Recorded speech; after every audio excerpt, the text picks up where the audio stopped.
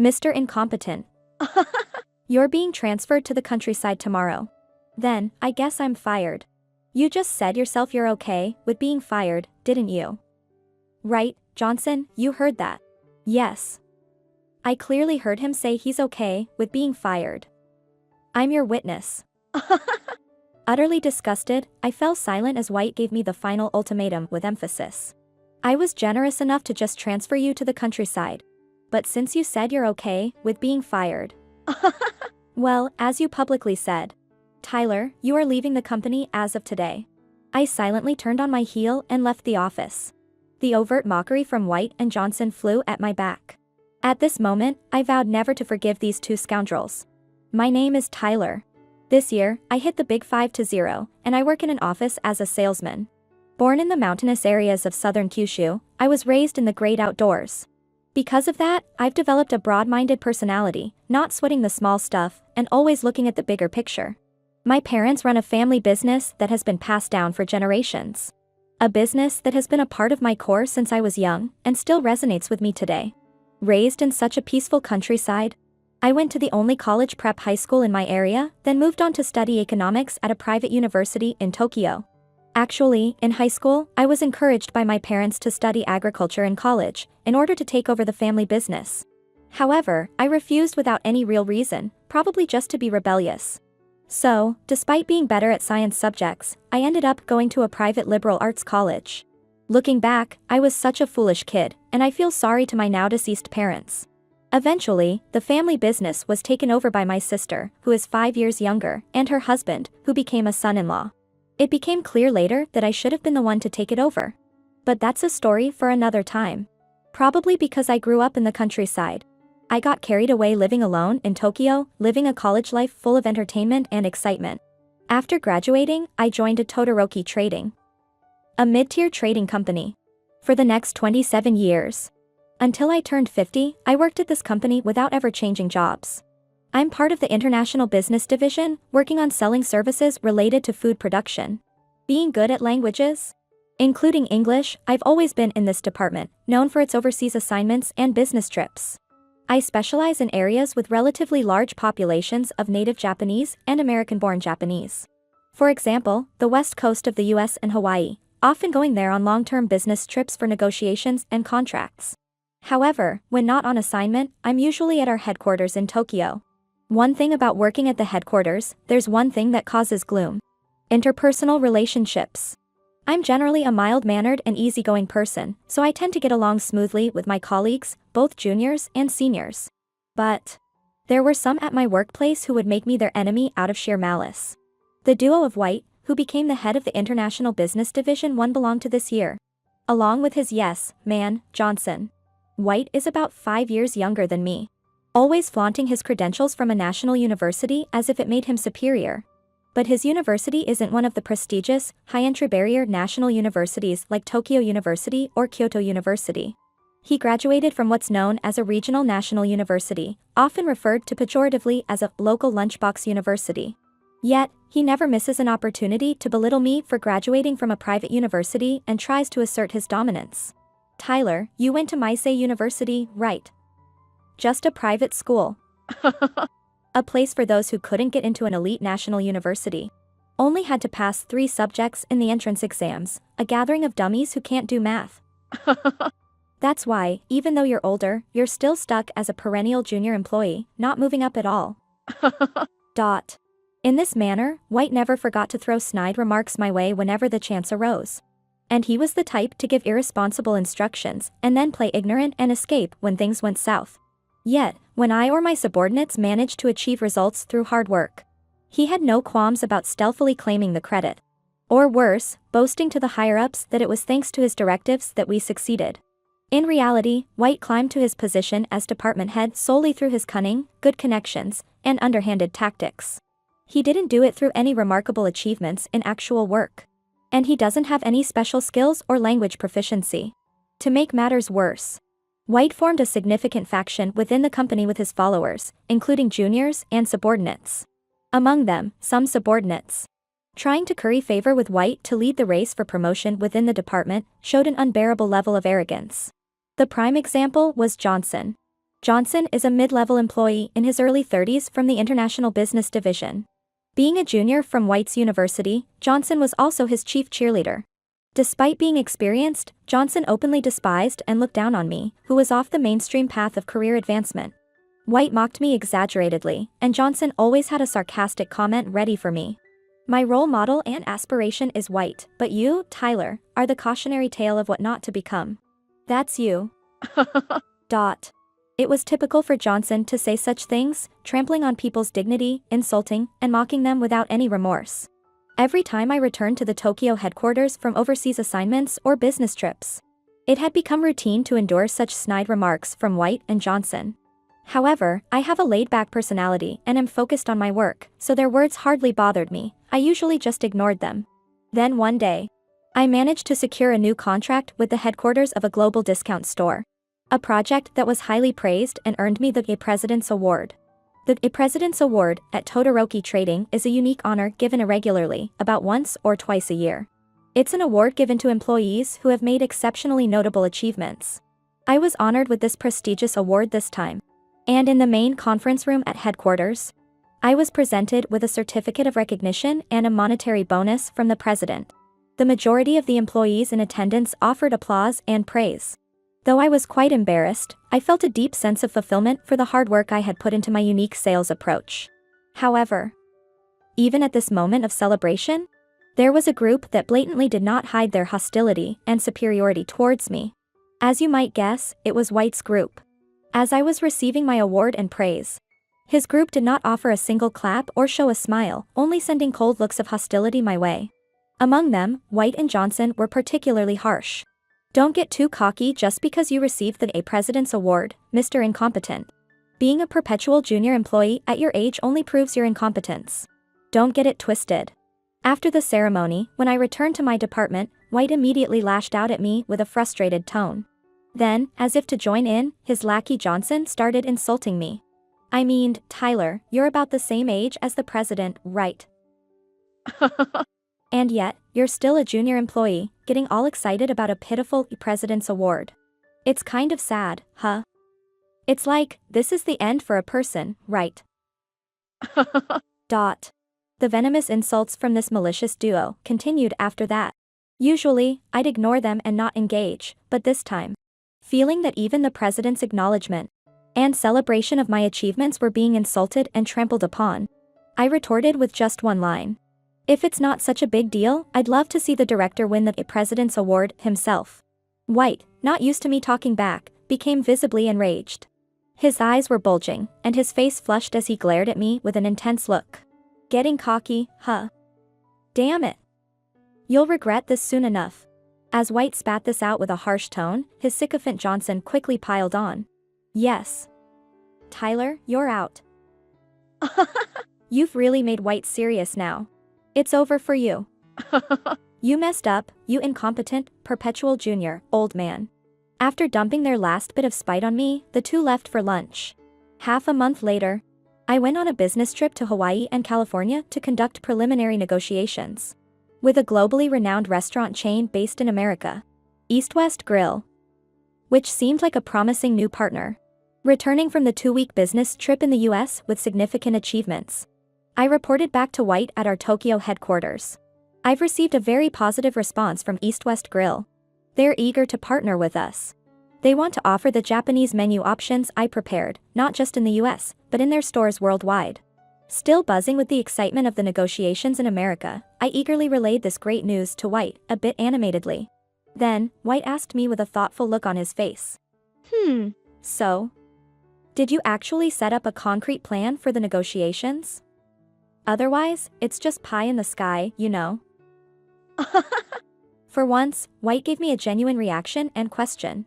I was pleased and reported honestly about the arrangements that had been made. Yes.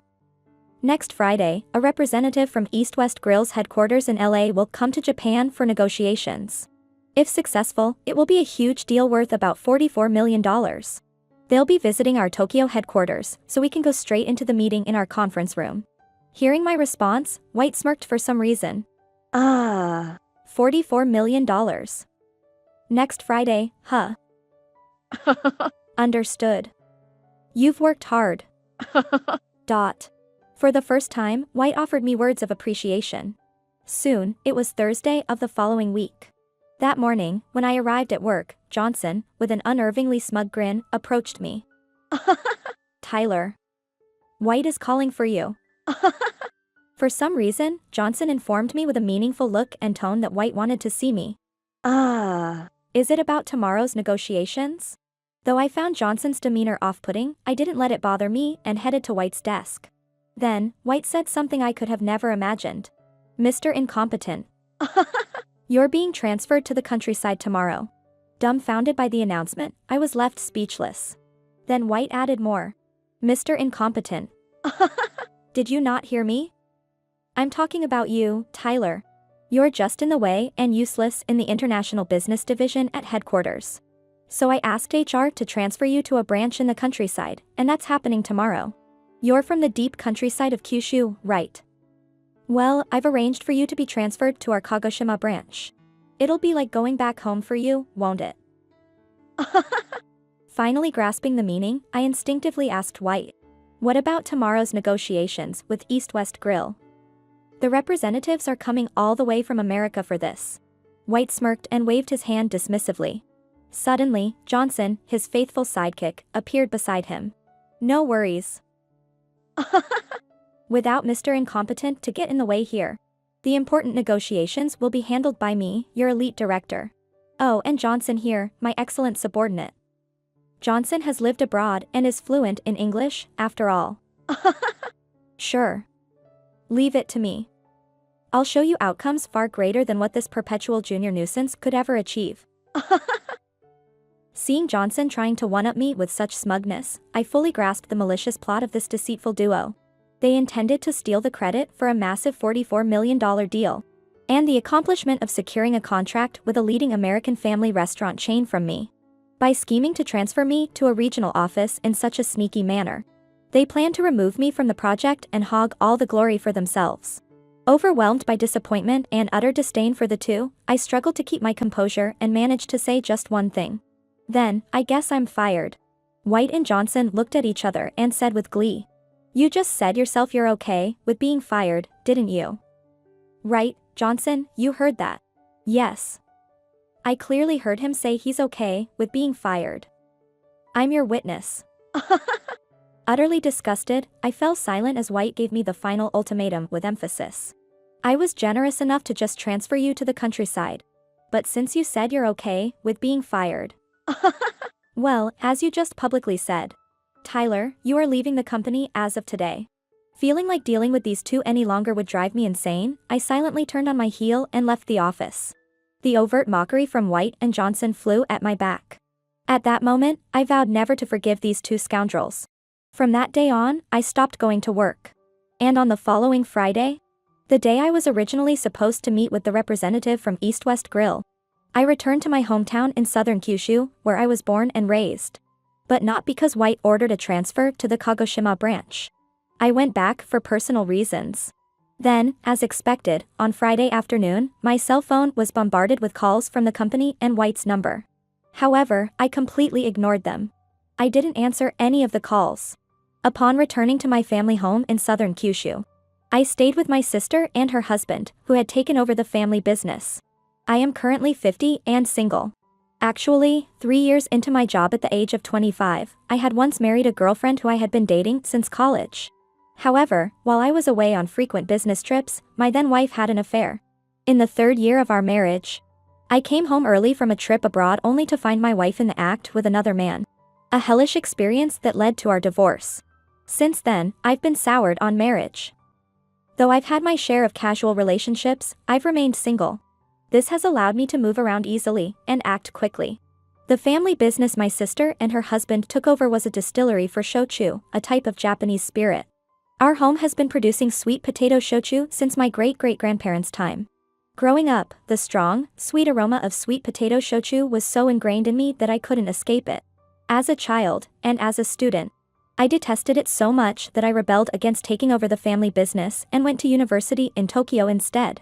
But when I started working at Todoroki Trading and began selling services related to food production, I painfully realized how much being born and raised in a shochu distillery and the sensibility I had unconsciously acquired from that environment was helping me.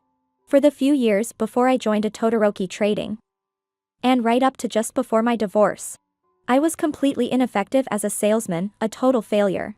No matter what I did, I couldn't produce results or secure contracts, continuing through a dark period. What saved me from that situation was our family's shochu. Out of desperation, I tried selling our family's shochu abroad and landed a large contract. And then, things started to go well for me. Furthermore, when I tried selling chicken dishes, which were well regarded locally, as a complimentary food menu for the shochu, it was a hit. Our family's sweet potato shochu was very well received by overseas clients. And its distribution expanded to Southeast Asia, China, the United States, and Europe.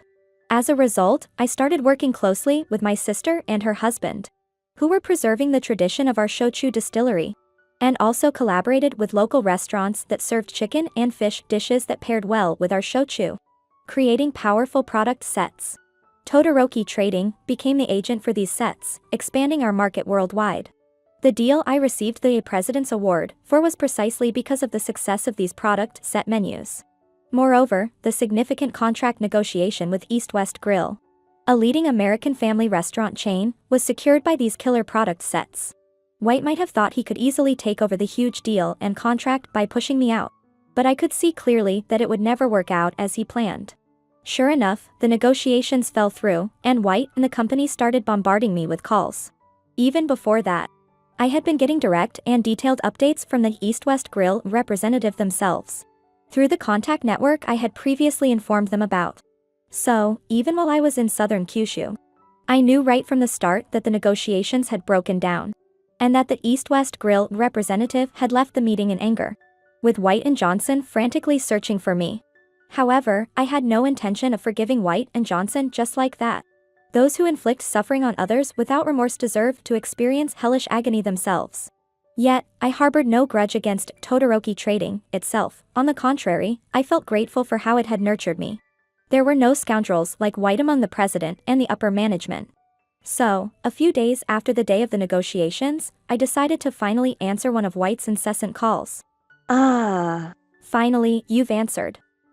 Hello? Is this Tyler?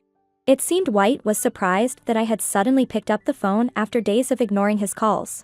Yes, this is Tyler. What do you want with someone you've fired?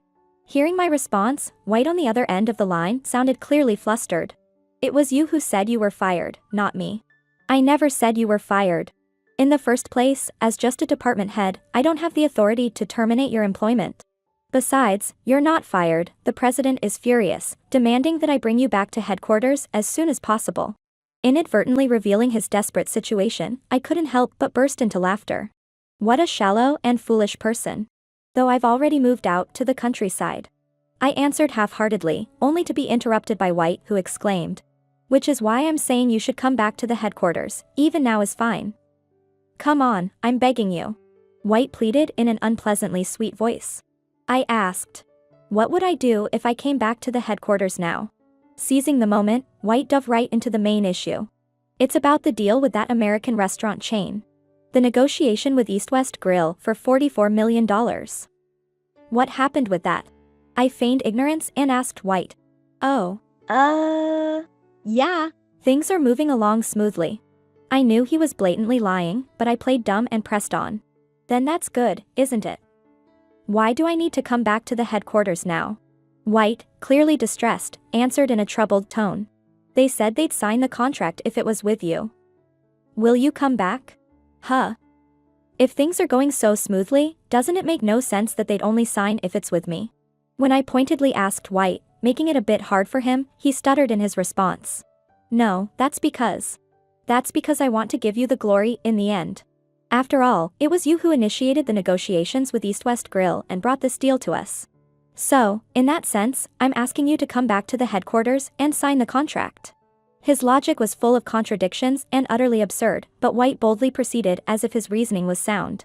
I was utterly dismayed, but ended with a sarcastic, really? I'll take that. To me, it was the highest form of irony, but White seemed relieved. Great.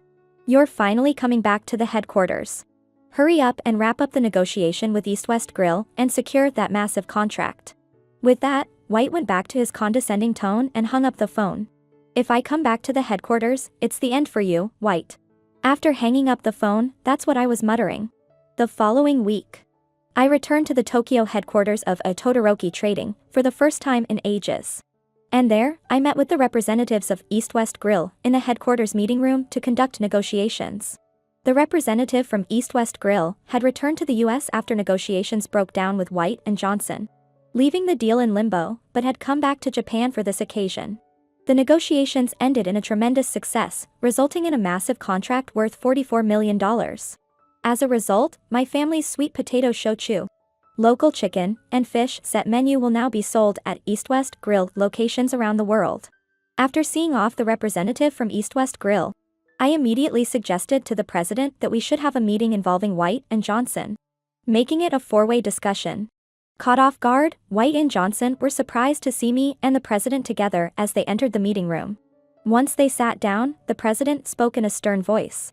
This time, fortunately, our company has been able to sign a massive business partnership contract with a global restaurant chain, arguably the biggest in our history.